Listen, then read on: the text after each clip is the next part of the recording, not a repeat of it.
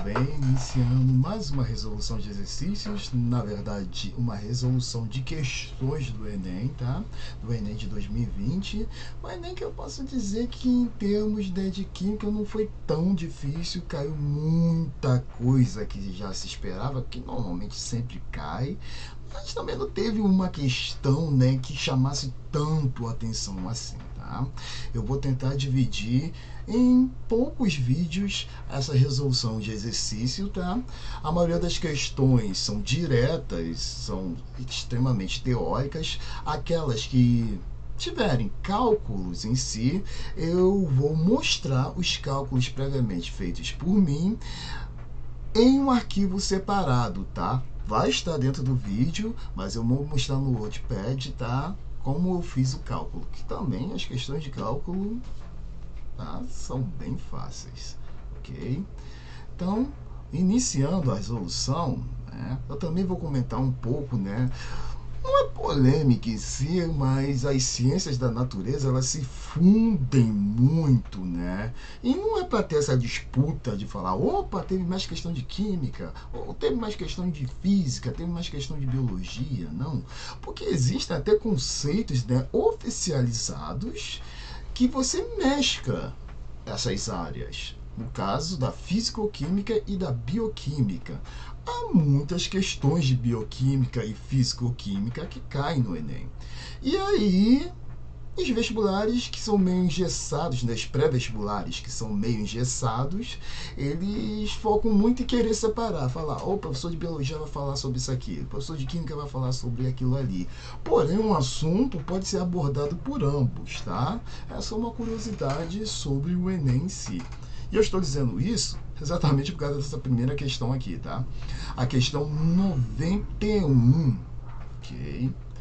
Que é uma questão de tirinha, isso cai desde os primórdios, lá dos primeiros vestibulares, onde você não tem um texto ilustrativo da questão, mas sim um conjunto de figuras, normalmente tirinhas, tá? E a partir do que você vê, é feita a questão. Só que aqui eles facilitaram muito, porque essencialmente grande parte da resposta já estava na própria tirinha. Na verdade, a tirinha está te deixando entre duas, né, respostas. Essencialmente, esta questão seria de física, tá? Mas eu falo que também é de fisicoquímica porque as alternativas, tá, elas mostram também conceitos próprios da química. E eu vou aproveitar essas alternativas com conceitos próprios da química para fazer uma pequena revisão, né, sobre atomística e tudo relacionado a ela, tá? Desde a formulação do átomo, desde os modelos atômicos e as leis provenientes do átomo, tá? Como as leis ponderais, que talvez caia aqui ou não, como a lei de Lavoisier, tá bom? Certíssimo? Então vamos ler a questão. Observando a tirinha, a gente vê o Garfield, tá, se aproximando de alguém que eu acho que deve ser o dono dele. E na próxima tirinha, na próxima figura, né, no próximo quadro da tirinha, a gente vê o Garfield passando sobre a calça do dono, tá?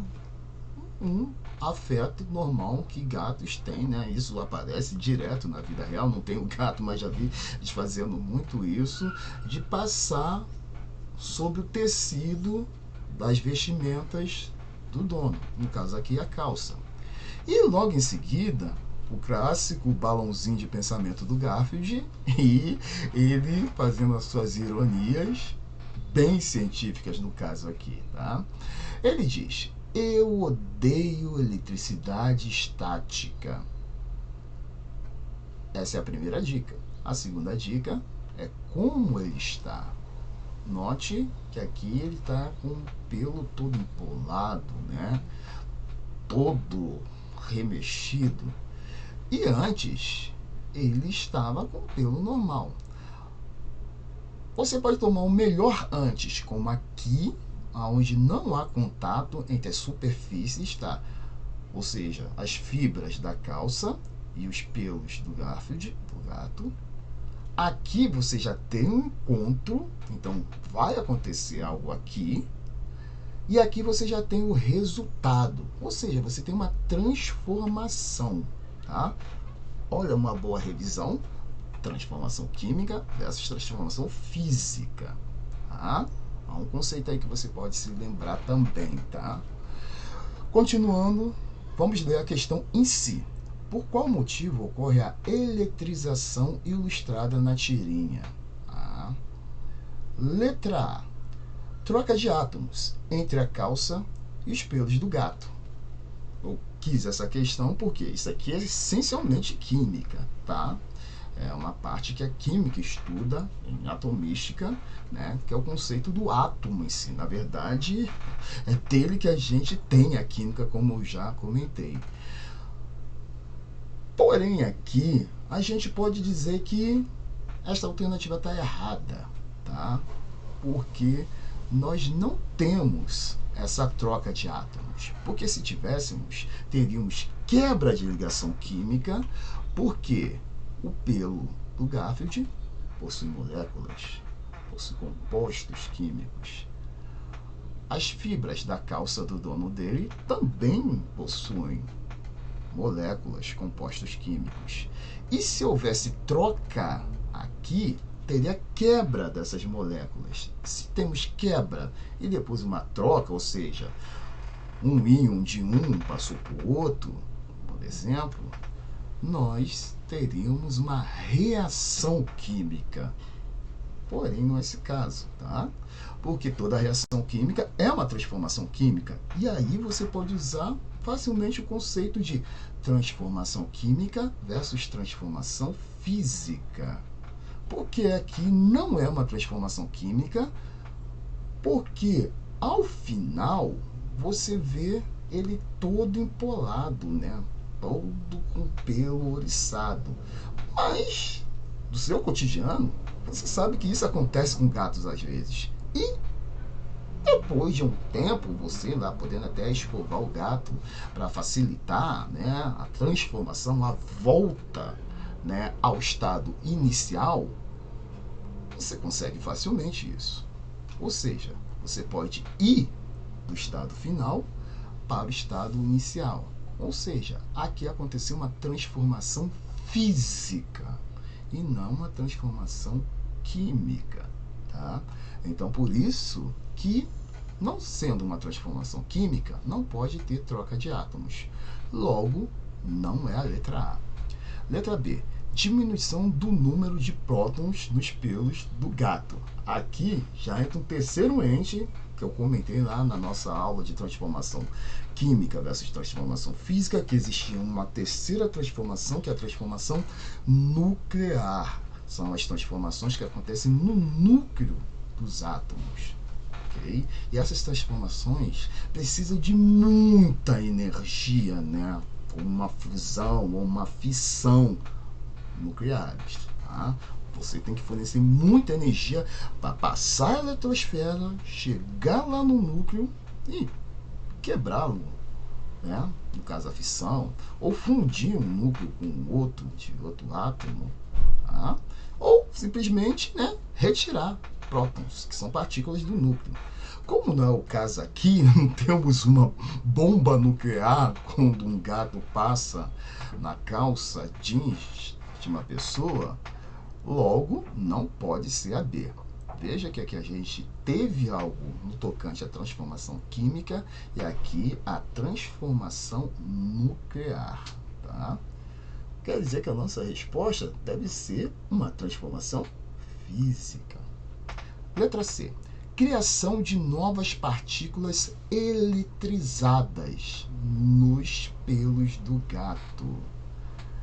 Esta parte final aqui tá bem legal, porque mexeu com eletricidade, está realmente relacionado ao pelo do gato, tá? Você tem uma eletrização, a própria tirinha tá te dando essa dica.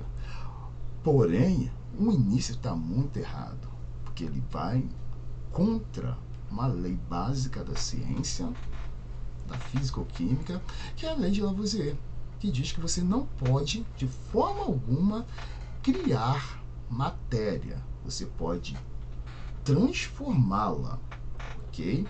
Pode transformar até em energia ou em outra matéria, mas você tem que transformá-la. Você não pode criar do nada esta matéria.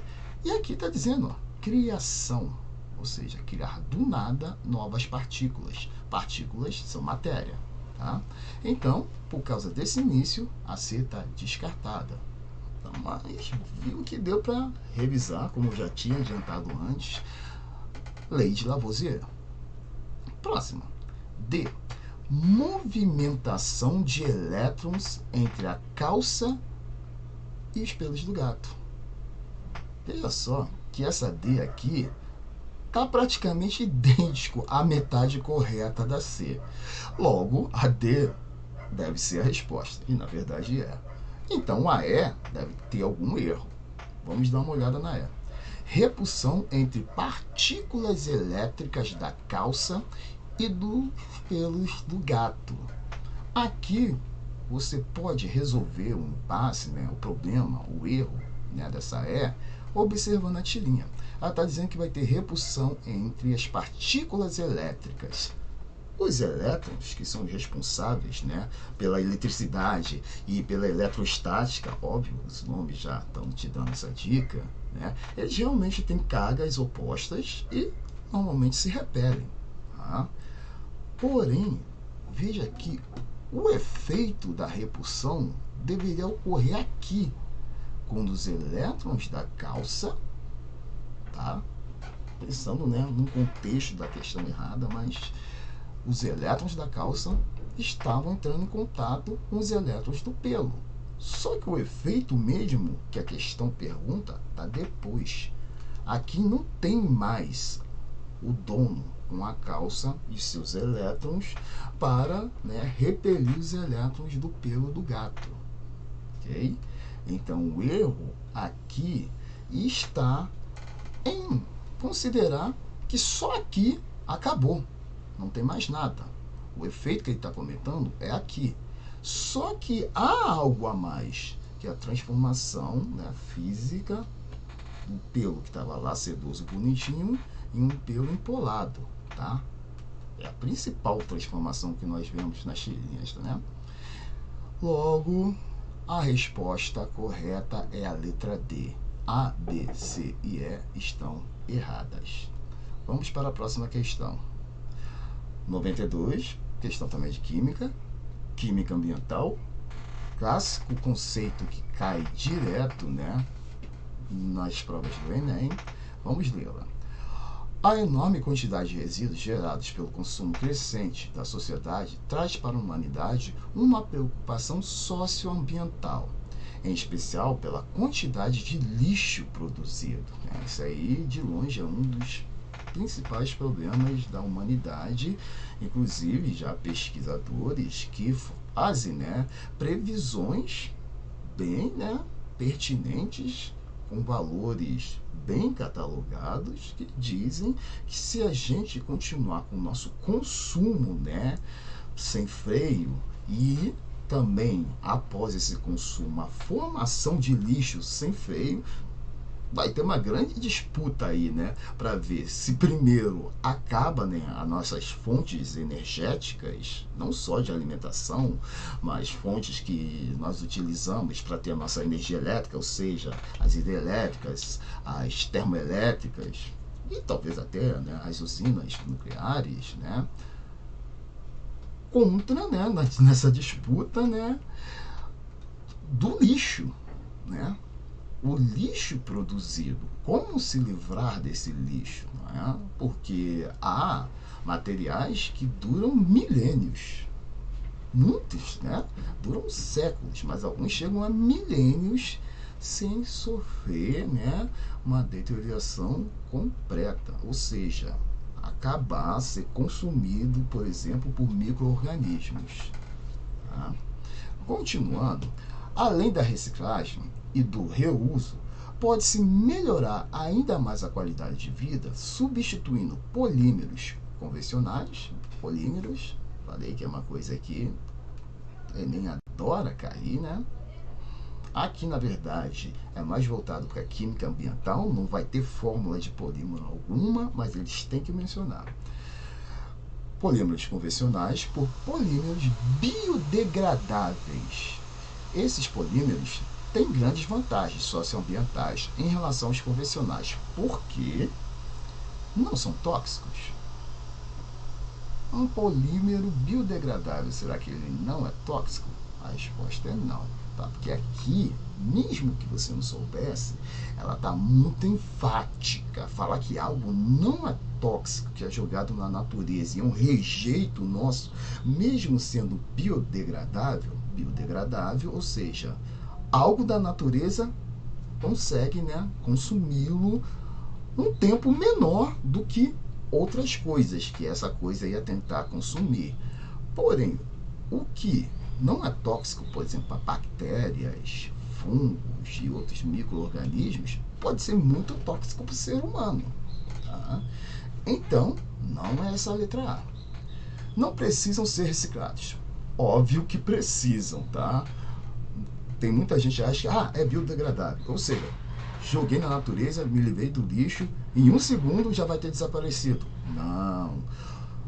Em comparação aos não biodegradáveis, os biodegradáveis são mais suscetíveis, né, a consumo de micro-organismos. Mas o tempo, né, aí também é algo muito importante. Não é porque uma coisa é biodegradável que ela vai ser consumida por esses micro-organismos em segundos, em minutos, em dias, em anos. Não.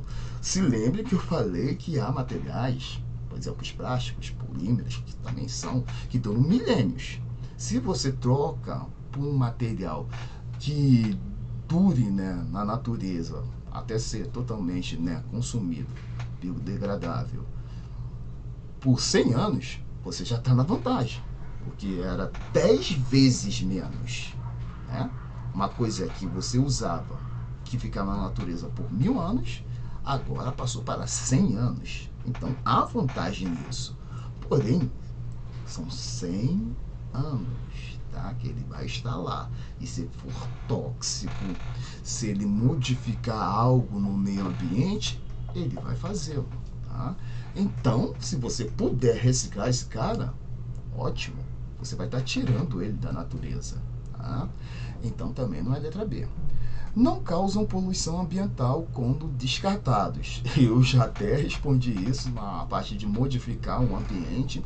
Podem modificar de forma ruim, prejudicial ao meio ambiente, que a gente chama de poluição. Então também não é a C. São degradados em um tempo bastante menor que os convencionais. Opa, mais uma dúvida aqui.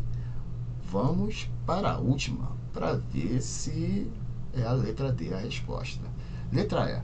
Apresentam propriedades mecânicas semelhantes às convencionais. Convencionais que eles estão dizendo são os caras que duram milênios, que eu falei, como os plásticos, né, comuns. Bem fora, né, do que se esperaria de uma resposta correta, a letra E.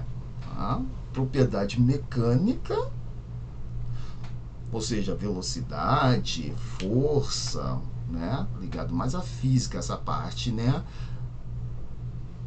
Idêntico, não tem nada a ver.